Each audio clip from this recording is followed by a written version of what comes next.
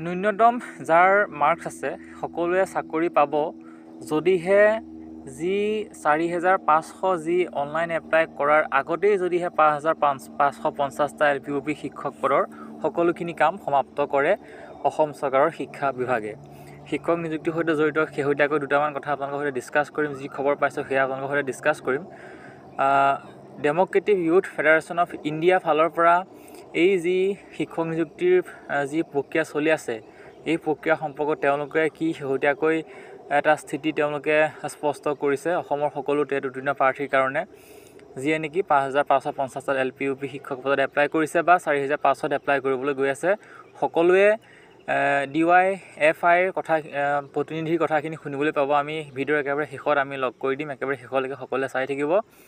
সঁচাকৈ বহুত এটা চিন্তনীয় বিষয় হৈ পৰিছে যে 5,550টা কাম বা মেৰিট লিষ্ট প্ৰকাশ নকৰাৰ মাজতেই যি 4,500 এপ্লাই কৰাৰ আচলতে ডেট দিছে 15 ফেব্ৰুৱাৰী তাৰিখৰ পৰা। এতিয়া কথা হ'ল যে 15 ফেব্ৰুৱাৰীৰ আগতেই মেৰিট লিষ্ট কেইখন ওলাব বা ভেৰিফিকেশ্যন কেনেকৈ সমাপ্ত কৰে, বহুত এটা সঁচাকৈ চৰ্চিত বিষয় হৈ পৰিছে সকলো টেট উত্তীৰ্ণৰ কাৰণে। শেহতীয়াকৈ আমি যি খবৰ লাভ কৰিছোঁ, আমি যি পাইছোঁ যে খুব সোনকালেই ভেৰিফিকেশ্যনৰ কাৰণে হয়তো DWয়ে কাম কৰিব পাৰে।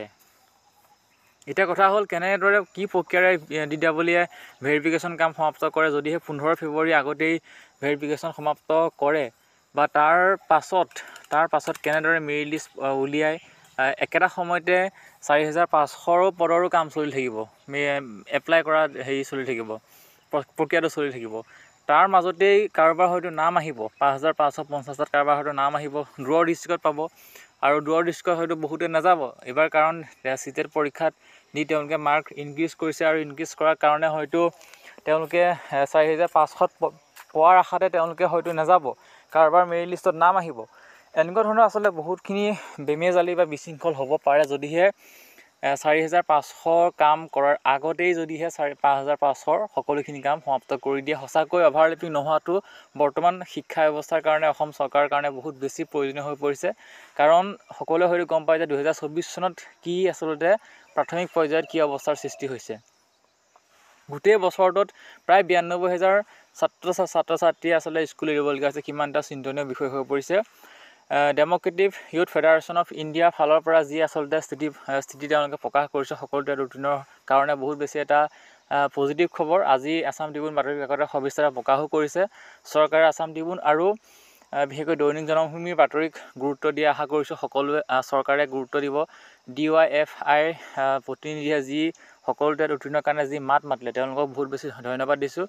প্ৰতিনিধিবৰ্গই কি কৈছে সবিস্তাৰে আপোনালোকক দেখাব বিচাৰিছোঁ। সকলোৱে ছাপোৰ্ট কৰিব, DYFIকো ছাপোৰ্ট কৰিব, সকলো টেট উত্তীৰ্ণকো ছাপোৰ্ট কৰি চৰকাৰক আচলতে অনুৰোধ কৰিব লাগে যাতে সোনকালে এই প্ৰক্ৰিয়াটো আচলতে আদায় কৰে, বিশেষকৈ শেষ কৰিব লাগে 15 ফেব্ৰুৱাৰীৰ আগতেই। হতাশাত কিমান ভুগিছে সেয়া হয়তো সকলোৱে গম পায়। যিসকলে এপ্লাই কৰি থৈছে, পোৱা নোপোৱাৰ দুমোজাত আছে, তেওঁলোকেহে হয়তো গম পায় যে ইয়াৰ কেনেকুৱা আচলতে বিৰক্তি পাইছে এই আচলতে প্ৰায় 14টা মাহ। আজি খবৰ বুলি ক'বলৈ গ'লে খুব সোনকালে মুঠতে ভেৰিফিকেশ্যনটো হ'ব লাগে। আমি যিমান খবৰ পাইছোঁ আপোনালোকৰ সৈতে শ্বেয়াৰ কৰিলোঁ। বিশেষকৈ DYFIৰ প্ৰতিনিধিবৰ্গই যি আচলতে তেওঁলোকেও এটা প্ৰচেষ্টা হাতত ল'লে, সেইকাৰণে আমি আচলতে ধন্যবাদ সূচক আমি তেওঁলোকৰ কাৰণে এটা প্ৰস্তাৱ আমি লৈছোঁ, আপোনালোকক দেখাব বিচাৰিছোঁ। আৰু যি আছাম ট্ৰিবিউন বাতৰি কাকতে প্ৰকাশ কৰিলে বাতৰিটো, সেইটো আপোনালোকক ভিডিঅ'ৰ মাজতে দেখাই দিব বিচাৰিছোঁ কি প্ৰকাশ কৰিছে, আৰু তেওঁ যিখিনি কথা কৈছে সেয়া আপোনালোকক শুনাব বিচাৰিছোঁ। সকলোৱে ভিডিঅ'টো লাইক এটা কৰি বন্ধু বান্ধৱীৰ সৈতে শ্বেয়াৰ কৰি দিব। ধন্যবাদ। যি কলিয়াবৰৰ এখন প্ৰাথমিক বিদ্যালয়ৰ দৃশ্যই মনটো সেমেকাই তুলিলে, খুব মৰ্মাহত কৰিলে। কাৰণ ছাত্ৰ ছাত্ৰীক শিক্ষকৰ অভাৱত ৰেকৰ্ডিং কৰি ছাউণ্ড বক্সৰ জৰিয়তে শিক্ষাদান কৰি থকা হৈছে। আমি জানো এনেকুৱা ঘটনা অসমৰ প্ৰায়বোৰ জিলাতেই বিৰাজমান। শিক্ষকৰ অভাৱত ছাত্ৰ ছাত্ৰী আজি শিক্ষা গ্ৰহণ কৰিব পৰা নাই। বহু স্কুল এজনীয়া শিক্ষকৰে চলি আছে। এনেকুৱা এটা অৱস্থাত আমি মুখ্যমন্ত্ৰী ডক্টৰ হিমন্ত বিশ্ব শৰ্মা আৰু শিক্ষামন্ত্ৰী ৰণোজ পেগু ডাঙৰীয়াক এটা প্ৰশ্ন কৰিব বিচাৰিছোঁ। 2023 চনৰ ডিচেম্বৰ মাহত এটা বিজ্ঞাপন প্ৰকাশ কৰিছিলে। 5,550টা খালী পদৰ নিযুক্তিৰ বাবে বিজ্ঞাপন প্ৰকাশ কৰিছিলে। কিন্তু আজি এবছৰ হৈ যোৱাৰ পিছতো এই নিযুক্তি প্ৰক্ৰিয়া তেওঁলোকে আৰম্ভ নকৰিলে। প্ৰভিজনেল মেৰিট লিষ্ট প্ৰকাশ কৰাৰ কথা আছিল, কিন্তু তেওঁলোকে কৰা নাই। বৰং ইয়াৰ বিপৰীতে